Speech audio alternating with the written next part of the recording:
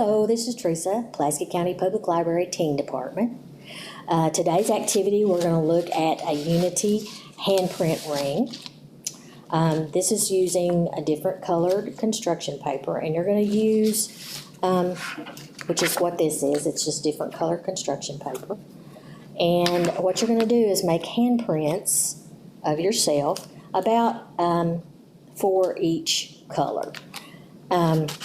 And then you're going to take the just a paper plate, regular white paper plate like this. You're going to cut in the middle like that, cut out the center. You're going to do 3 of those, and then you're going to glue with tacky glue your hands just in a gradiating color. So light to dark, dark to light, however you want to do it. And then when you get done with that, then you're going to take your rings and you're going to interconnect them through the little area that you had here. And you can slide them in together. You'll see how that goes. And then you just glue those together.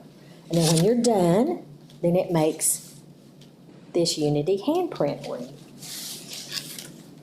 That's it. Thank you.